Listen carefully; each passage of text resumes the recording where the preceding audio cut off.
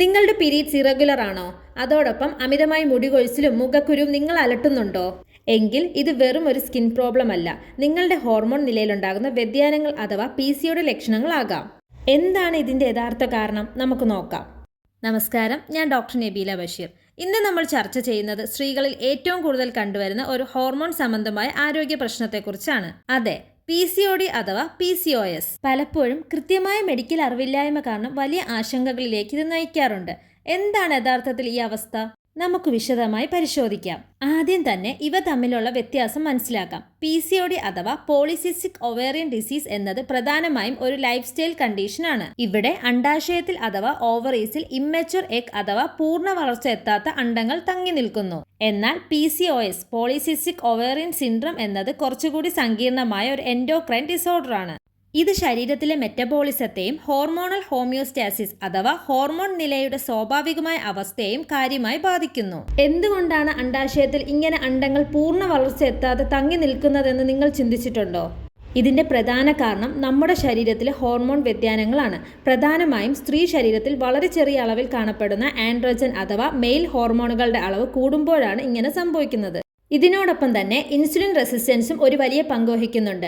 നമ്മുടെ ശരീരം ഇൻസുലിനോട് ശരിയായി പ്രതികരിക്കാതെ വരുമ്പോൾ പാൻക്രിയാസ് കൂടുതൽ ഇൻസുലിൻ ഉണ്ടാക്കുകയും ഇത് അമിതമായ ഹോർമോണുകൾ ഉണ്ടാക്കാൻ കാരണമാവുകയും ചെയ്യുന്നു. പാരമ്പര്യം, അമിതവണ്ണം, തെറ്റായ ഭക്ഷണ രീതികൾ, സ്ട്രെസ് എന്നിവയെല്ലാം ഈ ഹോർമോൺ ഇംബാലൻസിന് കാരണമാകാറുണ്ട്. എങ്ങനെയാണിത് തിരിച്ചറിയുന്നത്? ഇറഗുലർ പീരീഡ്സ്, മുഖത്തും ശരീരത്തിലും കാണുന്ന അമിതമായ രോമവളർച്ച, മാറാത്ത മുഖക്കുരു, മുടികൊഴിച്ചിൽ എന്നിവയാണ് ഇതിന്റെ പ്രധാന ലക്ഷണങ്ങൾ.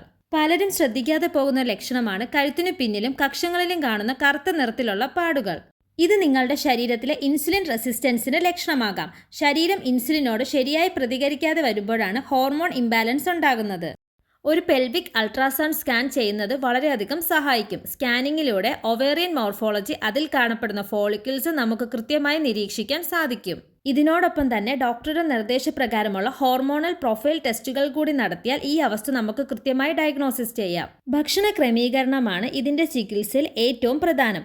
പഞ്ചസാര, മൈദ, ആർട്ടിഫിഷ്യൽ സ്വീറ്റ്സ് എന്നിവ പൂർണ്ണമായും ഒഴിവാക്കണം. പകരം നാരുകൾ അടങ്ങിയ പച്ചക്കറികളും പ്രോട്ടീൻ അടങ്ങിയ ഭക്ഷണങ്ങളും ഉൾപ്പെടുത്തുക.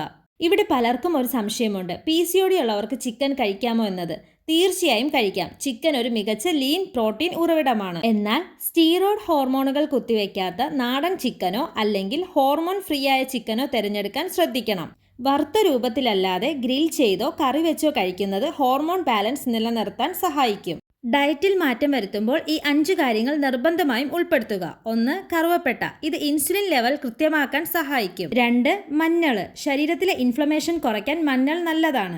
3. Flax seeds. ഇതിലെ omega-3 ഹോർമോൺ ബാലൻസിന് സഹായിക്കും. 4. Green tea. മെറ്റബോളിസം വർദ്ധിപ്പിക്കാൻ ഗ്രീൻ ടീ കുടിക്കുന്നത് നല്ലതാണ്. 5. നാരുകൾ അടങ്ങിയ പച്ചക്കറികൾ, ചീര, ബ്രൊക്കോളി തുടങ്ങിയവ ഡയറ്റിൽ ധാരാളം ഉൾപ്പെടുത്തുക.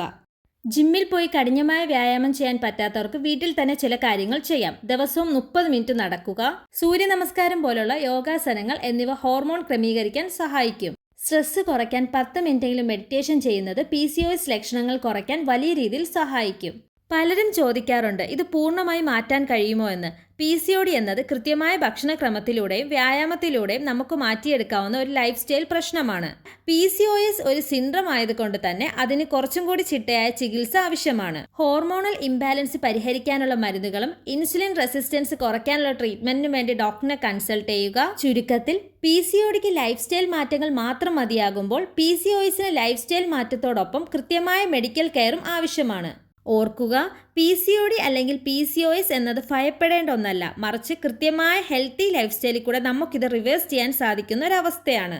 ഡയറ്റും എക്സസൈസും പോലെ തന്നെ നമ്മൾ ഒട്ടും വിട്ടുവീഴ്ച ചെയ്യാൻ പാടില്ലാത്ത ഒന്നാണ് കൃത്യമായ ഉറക്കം.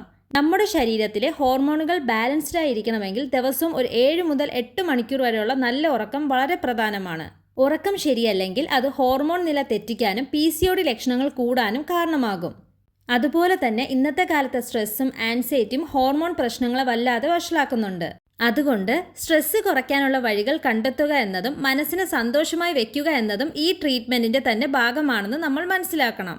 മാനസികമായി നമ്മൾ എത്രത്തോളം റിലാക്സ്ഡ് ആയിരിക്കുന്നുവോ അത്രയും വേഗത്തിൽ ഈ അവസ്ഥയിൽ നിന്ന് നമുക്ക് റിക്കവർ ചെയ്യാൻ സാധിക്കും. മരുന്നുകളേക്കാൾ ഉപരി നിങ്ങളുടെ ശരിയായ ആഹാര രീതിയും വ്യായാമവുമാണ് ഇതിന് ശാശ്വതമായ പരിഹാരം നൽകുന്നത്. ഈ വീഡിയോയിൽ പറഞ്ഞ കാര്യങ്ങൾ നിങ്ങൾക്ക് ഉപകാരപ്പെട്ടുവെങ്കിൽ തീർച്ചയായും ലൈക്ക് ചെയ്യുക. PCODക്ക് വേണ്ടിയുള്ള ഡയറ്റ് പ്ലാൻ വേണമെന്നുണ്ടെങ്കിൽ താഴെ കമന്റ് ചെയ്യുക. അത് ഞാൻ തീർച്ചയായും അടുത്ത വീഡിയോയിൽ ഉൾപ്പെടുത്താം. ഇത്തരം കൂടുതൽ ഇൻഫോർമേറ്റീവ് വീഡിയോകൾക്കായി ഈ ചാനൽ ഇപ്പോൾ തന്നെ സബ്സ്ക്രൈബ് ചെയ്യുക.